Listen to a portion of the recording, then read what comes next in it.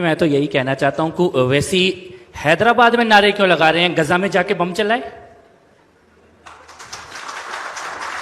हैदराबाद में कूदने से क्या होगा। वैसी अगर सच्चा है अपने नारे को लेकर, अपनी बात को लेकर, तो बन जा मुजाहिद, जब आई कूद जा तू भी जलती लंका में। ये तो तुम यहां लोगों को बेवकूफ बना रहे हो, यहां ये चलने वाला नहीं है। अपने 5 बंदे इकट्ठे करके उधर तू फिलिस्तीन फिलिस्तीन फिलिस्तीन, तो फिलिस्तीन तो खत्म। उसकी एक्सपायरी डेट उसी दिन पक्की हो गई थी जिस दिन इजराइल पे हमला हुआ था। फिलिस्तीन की नहीं, लेकिन उसके आतंकवादियों की तो निश्चित हो गई थी। मैं ये कहना चाहता हूं यहां बैठे सभी लोगों से, जो इजराइल में हुआ क्या भारत में नहीं हुआ? भारत ने नहीं देखा वैसा हमला? कसाब आया था, क्या था वो दिन? मुंबई में कोई होटल में बैठा है, कोई रेस्टोरेंट में बैठा है, कोई स्टेशन पे है, वो सबको मार रहे, आंख मूंद के मार रहे।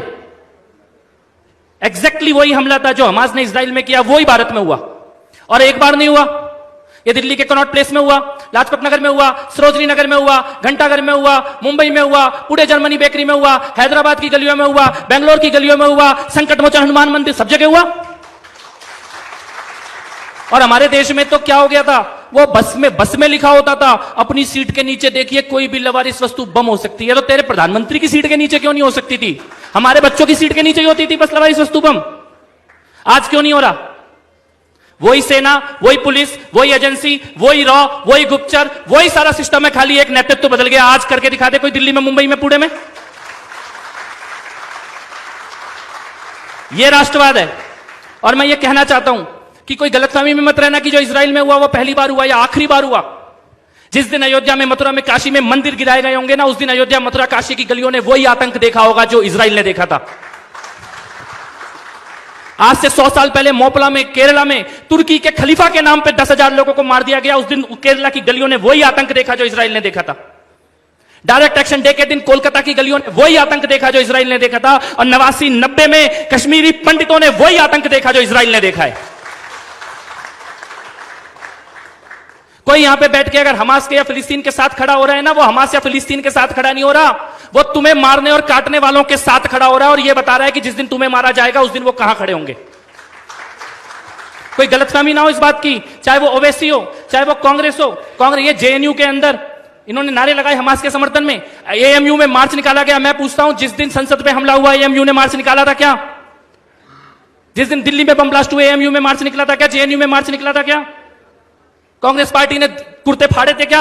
यानी देश के अंदर आतंकवादी हमले हुए तो इन्होंने कोई मार्च नहीं निकाला, किसी ने जेएनयू में, किसी ने एएमयू में, कोई वामपंथी, कोई कम्युनिस्ट नहीं निकला। लेकिन वो गजा में, वो फिलिस्तीन में आता इजराइल बदला ले रहा है तो तुम्हारे कुर्ते फट रहे हैं। किसके सगे हो, किसके सगे हो, किसके साथ खड़े हो?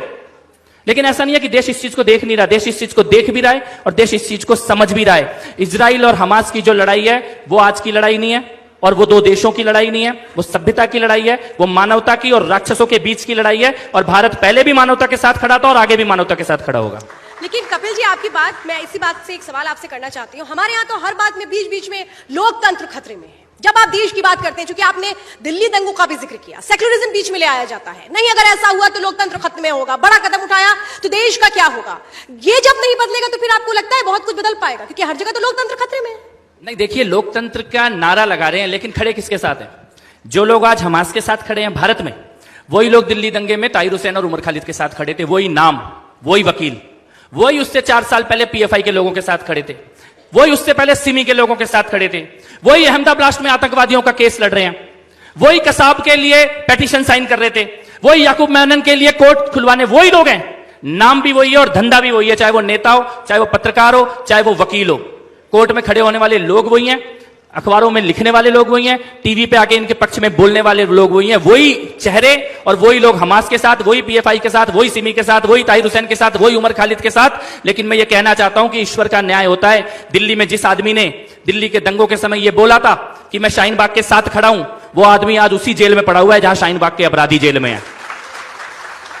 और मैं ये कहना चाहता हूं कि तुम तब शाहीन बाग के साथ थे या नहीं थे, आज तुम वहीं रहोगे जहां शाहीन बाग के अपराधी रहेंगे। ये भी ईश्वर का न्याय है।